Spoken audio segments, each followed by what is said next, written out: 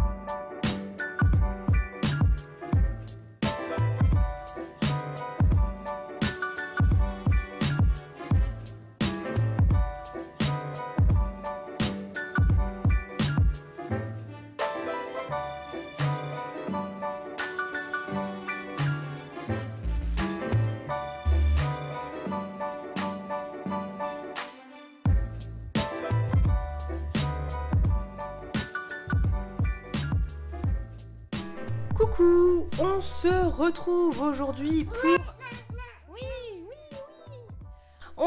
aujourd'hui pour la vidéo numéro 4. Je fais des bêtises. Pour le jour numéro 4. Je suis désolée, j'ai le petit enfant qui est réveillé. Donc, je vais vous présenter ce que je vais lire aujourd'hui et c'est pas bien parti parce qu'il est 15h et que je n'ai rien lu de ce livre. J'ai décidé aujourd'hui que j'allais lire Éclat dormant d'Alix E. Harreau. J'ai lu quelques pages. Et pour le moment, j'aime beaucoup le ton. On part déjà sur une narratrice. Déjà, c'est une narration à la première personne. Et sur une narratrice qui est assez cynique, avec un petit ton par moments légèrement humoristique par rapport à certaines choses, mais somme toute très cynique. J'ai très envie de le lire, je pense pas que ça va prendre très longtemps, donc je ne me suis pas foutu la pression, hein. C'est mercredi aujourd'hui pour moi. Qui dit mercredi dit marcher, dit aller en ville, dit bref, faire plein de trucs et avoir les 2 enfants à la maison. Donc voilà, c'est un petit dimanche en quelque sorte.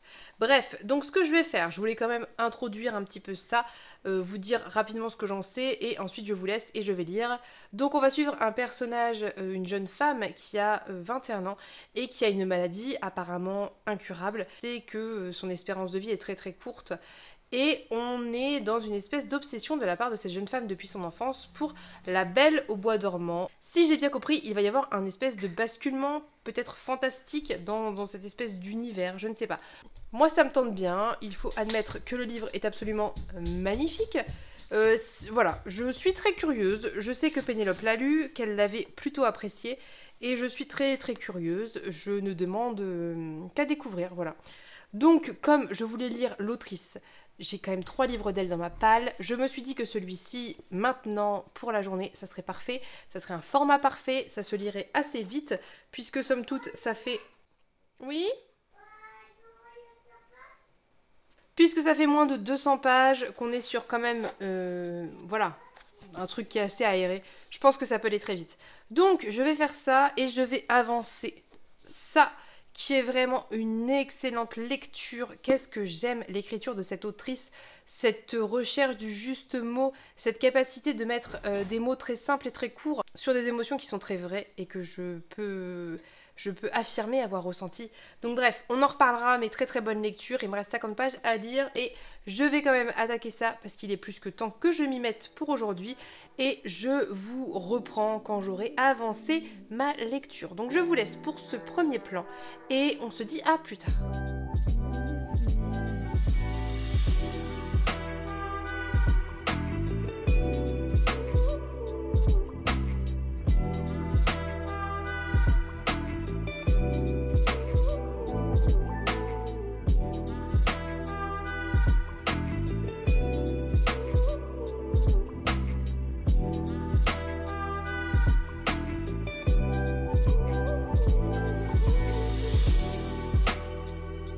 Coucou, on se retrouve pour un point lecture totalement à l'arrache, il est genre 22h30, 23h.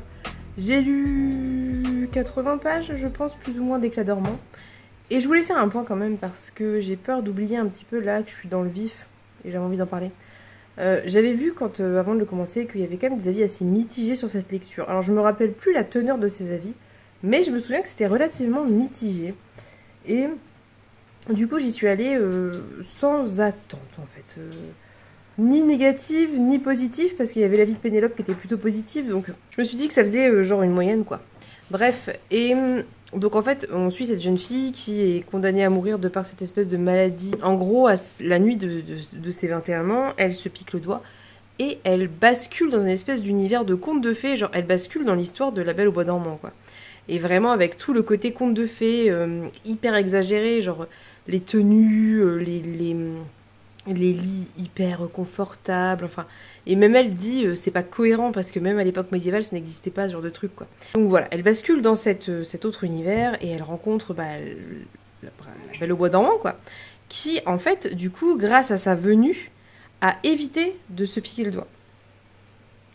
Et donc leurs destins se croisent en fait. Et on a des parallèles qui sont faits entre les deux qui sont hyper intéressants, puisque on met en parallèle d'une part le destin de cette jeune fille qui depuis sa naissance est condamnée à se piquer le doigt et dormir 100 ans, avec le destin de Zinnia qui elle est condamnée à mourir très jeune. Et donc il y a plein de parallèles qui sont faits entre leurs deux situations qui font qu'elles ont une espèce de compréhension mutuelle l'une de l'autre qui est hyper intéressante et ça crée des liens entre elles qui sont très intéressants. C'est pas du tout de l'amitié, on n'est pas du tout à ce niveau-là, on est vraiment dans une compréhension mutuelle et une empathie véritable entre les deux personnages qui est très chouette et qui est un type de relation que j'ai pas souvenir d'avoir déjà vu en fait. Genre la plupart des relations sont beaucoup plus tranchées et beaucoup plus rapidement développées ou pas. Donc je trouve ça très très chouette, d'une part. D'autre part, j'aime beaucoup justement ce côté très décalé. C'est décalé, et je pense que ça se veut décalé. Enfin, je veux dire, c'est pas une maladresse, c'est pas quelque chose qui est mal fait. C'est l'autrice qui a voulu créer cette espèce de décalage, qui a voulu créer, je pense, cette espèce de Belle au Bois dormant des temps modernes, qui rencontrerait la Belle au Bois dormant de conte, en fait. Et il y a vraiment un ton cynique et décalé qui est volontaire. Il y a pas mal de réflexions autour du féminisme, autour de plein de choses très très chouettes. Je trouve que les personnages sont assez bien faits, qu'elles ont de la personnalité sans être manichéennes, qu'elles ont... Enfin, moi j'aime beaucoup le caractère des personnages. J'aime beaucoup la meilleure amie de Zinnia qui me fait tellement penser à Juliette sur plein de trucs et c'est très drôle. Et... ouais, je trouve que c'est une très très chouette lecture pour le moment. Enfin, je vois pas ce que je pourrais donner de négatif. Je trouve que c'est assez bien écrit. Je trouve que c'est décalé, mais ça reste cohérent. Enfin, je veux dire, ça reste pas, c'est pas moins incohérent qu'un conte de base où il se passe des trucs avec des dragons et tout. Enfin, en tout cas, je vais terminer parce qu'il faudrait peut-être quand même que j'avance. Et je vous en reparle après, du coup, dès que c'est fini. Voilà, donc j'ai terminé Éclat dormant d'Alix I. Haro. Il est hyper tard, bien évidemment, mais j'ai terminé dans les temps puisqu'il doit être 23h45. On est bon. C'était hyper court, hein. Je n'ai aucune excuse pour avoir autant traîné si ce n'est qu'on est mercredi. Soit, donc je reviens vous en parler, je ne sais plus exactement ce que je vous ai dit parce que j'ai un peu réagi à chaud au fil de ma lecture, donc je vais peut-être me répéter, couper, enfin je sais pas ce que ça va donner, il est tard, voilà. Donc ce que je veux dire déjà dans un premier temps, c'est que moi j'ai beaucoup aimé cette lecture.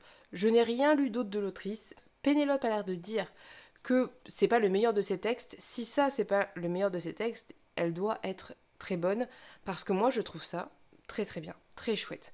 Je peux comprendre et je peux concevoir que si on s'attend à une réécriture de La Belle au bois dormant, on soit déçu, parce que ça n'est pas une réécriture de La Belle au bois dormant. C'est plutôt une réinterprétation, un regard justement sur les contes et les réécritures, parce que tous les contes qu'on connaît sont des réécritures.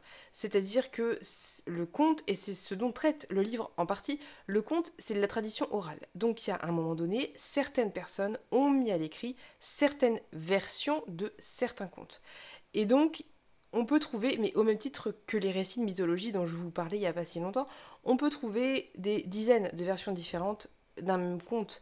Parce que ça dépend d'où vient la version, ça dépend comment la personne qui l'a posé sur papier a choisi de l'écrire, qu'est-ce qu'il a choisi de garder, de modifier, enfin voilà.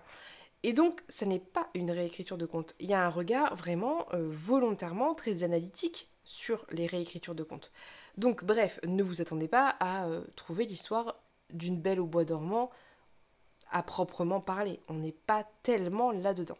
En fait, on va plutôt être dans un regard sur les contes qui veut dire et qui veut porter un message hyper important sur le fait qu'on soit nourri de contes, qu'on soit nourri de princesses, d'histoires différentes de princesses, et que quand on regarde bien, en fait, c'est toujours la même histoire. Et cet ouvrage a une volonté et une portée profondément féministe, qui veut vous expliquer, qui veut vous montrer en tout cas, et démontrer que eh bien, toutes les histoires de princesses sont les mêmes, c'est-à-dire que peu importe les rebondissements de l'histoire, ça finit toujours de la même façon. Ça finit toujours par une princesse qui va se retrouver mariée à un prince, qui va faire des enfants et qui n'aura jamais le choix de sa vie, qui va subir les événements de sa vie quoi qu'il arrive, qui va subir l'amour, qui va subir la volonté d'un homme, qui va subir les malédictions, bref.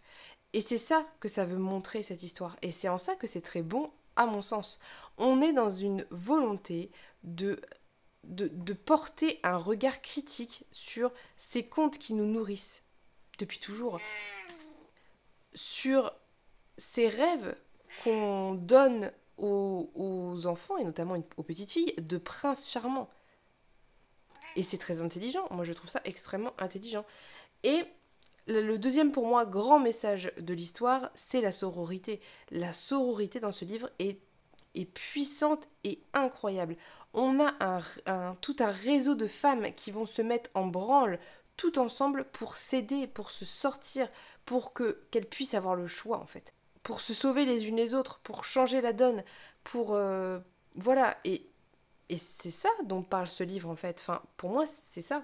C'est une histoire de femmes qui veulent avoir le choix de leur vie, qui veulent avoir le choix de ce qu'elles vont faire ou pas. Et c'est excellent. Enfin, c'est hyper intelligent en fait. Enfin, c'est vraiment hyper intelligent. Moi, je trouve ça très bon. Ça se lit tout seul, ça se lit très bien. C'est très court, donc faut pas s'attendre à un développement de fou. Mais j'ai pas ressenti la nécessité de plus en fait. Pour moi, il y avait ce qu'il fallait où il fallait. Il y avait des choses qui étaient presque un peu absurdes, mais peu importe, puisqu'on a une plongée dans un conte, et que les contes sont absurdes. Enfin, je veux dire, à quel moment c'est logique une princesse qui croque dans une pomme et qui tombe dans une espèce de sommeil de mort? À quel moment c'est logique des oiseaux qui viennent et des souris qui viennent vous aider à coudre une robe? Enfin, vous voyez, il y a ce côté absurde parce que ça fait partie du conte aussi. Il y a ce ton cynique que j'aime beaucoup, avec des touches d'humour que je trouve très intelligentes, mais surtout ce ton cynique. On a ce personnage principal de Zinnia qui est très cynique, et parce qu'elle sait qu'elle va mourir depuis toujours. Parce qu'elle n'a pas franchement d'attente du coup de la vie, et il y a aussi ça qui est traité, c'est-à-dire la maladie, comment on vit la maladie, comment on vit avec la maladie, comment on se projette ou pas dans l'avenir. Enfin, il y a aussi toute cette thématique qui est traitée, qui est mise en parallèle de la malédiction. Donc on a là vraiment une parallèle établie qui est très intéressante entre Zinnia qui sait qu'elle va mourir et la Belle au bois dormant qui sait pertinemment qu'elle doit se piquer le doigt et qu'elle doit dormir 100 ans, et c'est une sorte de condamnation aussi quelque part, hein. Alors, différente mais une condamnation quand même. Donc bref, on a ces thématiques qui sont traitées, qui sont abordées, avec ce personnage qui est très fort, mais en même temps qui n'est pas manichéen, qui n'est pas parfaite, qui a évidemment des failles et des faiblesses, ce qui est tout à fait logique. 21 ans et savoir pertinemment qu'on est voué à mourir dans quelques semaines, hein, puisque là c'est le délai qui lui reste à vivre au moment où l'histoire se passe, on n'est plus en mois, on est en semaines. Donc voilà, évidemment, elle a des failles, elle est cynique, et ça la rend terriblement humaine, très vraie, très authentique, et j'ai beaucoup aimé. Sa meilleure amie est incroyable, c'est vraiment la relation de sororité de base, c'est elle et sa meilleure amie, qui va s'étendre à plein d'autres femmes, qui va être incroyable. On a vraiment une mise en exergue du pouvoir, du pouvoir du patriarcat sur les femmes, du pouvoir du père et de l'époux sur les femmes. On a voilà, cette très forte dichotomie entre les hommes et les femmes, et qui est très classique de nos sociétés, et qui est un questionnement hyper classique dans nos sociétés, mais qui ici est hyper visible en fait. J'ai beaucoup aimé, d'autant que ça faisait vachement écho à la lecture que je viens de faire de Mythes miroirs de nos sociétés, puisqu'il y a un passage, page 90, je l'ai noté parce que j'ai trouvé ça assez génial. C'est la professeure de Zinnia, puisque Zinnia a suivi des cours à la fac autour des contes et de la littérature, qui dit « Vous avez l'habitude de considérer les contes de fées comme des fictions, mais ils n'ont jamais été rien d'autre que des miroirs. » Et oui, parce qu'en fait, l'histoire de ces femmes qui n'ont pas le choix, l'histoire de ces princesses, sert d'exemple. Les contes qu'on donne aux enfants, la volonté première, c'était d'être exemplaire, d'être édifiant. C'était d'apprendre aux filles à rester à leur place. C'était d'apprendre aux filles à attendre le prince charmant. C'était d'apprendre aux filles à obéir à leur père. C'était d'apprendre aux filles à ne pas se balader seules dans la forêt. Et c'est vrai, les contes, avec tous les éléments, vous pouvez rajouter tous les éléments féeriques que vous voulez. Les contes sont des miroirs de notre société, de nos sociétés, quelle que soit la société. Voilà. On a une relation FF, on a des personnages consistants, on a des questionnements féministes volontairement affichés. Je vois pas...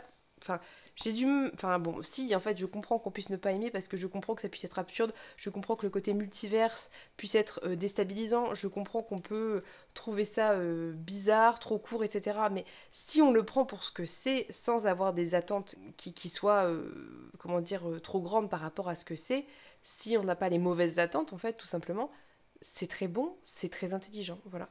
Ça se lit très bien, c'est agréable, c'est intriguant. Voilà, moi j'ai beaucoup aimé. Ça m'a convaincue, j'étais bien dedans, j'ai trouvé qu'il y avait vraiment une caractérisation des personnages qui était assez différente de ce qu'on peut voir de manière générale. Et voilà.